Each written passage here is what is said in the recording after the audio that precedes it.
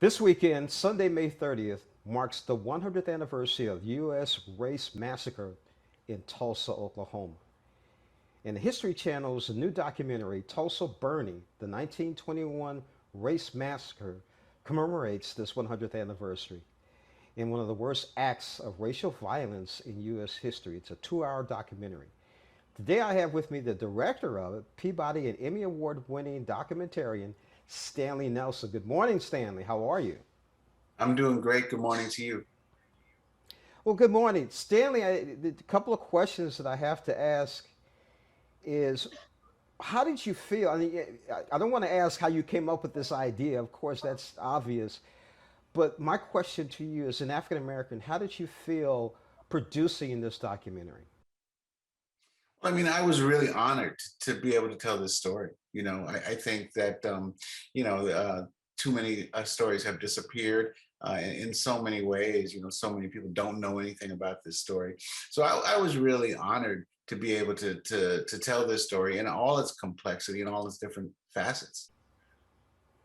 You know, it's interesting. I got to see the screener on it, and being an African American male in his 60s, we were never taught the true meaning of Civil War. We were never told about race riots and race wars.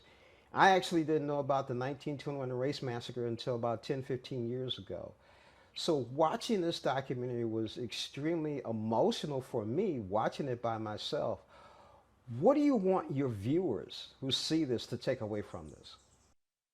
Well, I hope that viewers are swayed, emotionally. I mean, it's a very emotional story. I hope that they can that viewers feel it, and I hope that viewers learn a little bit more about our history and about the African American community.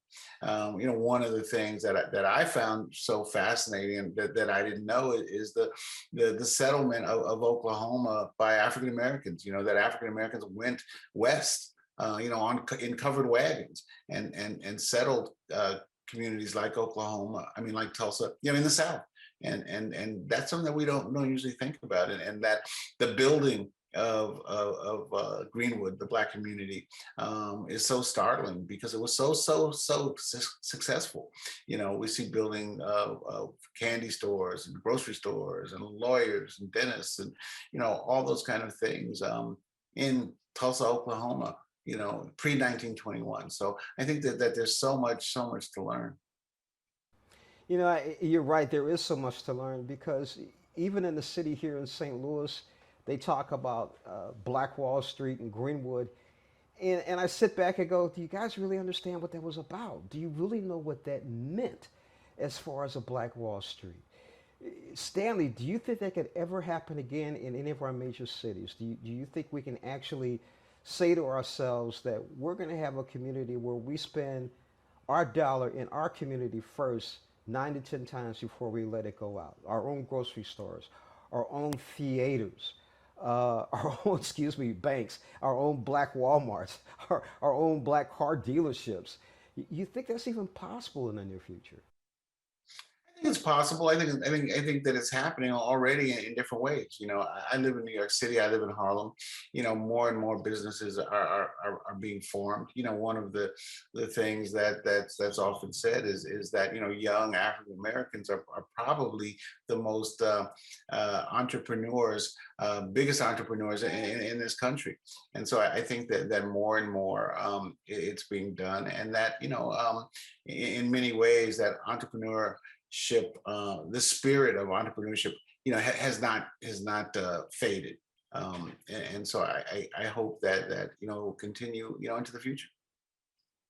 I hope so too. It seems like Greenwood was actually the pioneering as far as young African American entrepreneurs taking that chance, riding in covered wagons on horseback, even walking to Greenwood and forming that community. Absolutely.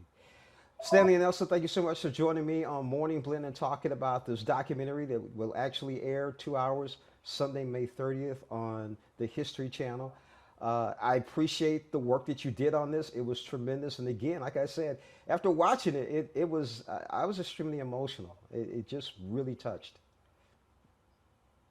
Thank you. I mean, I think that's one of the things that that film does best. So that you were touched means a great deal.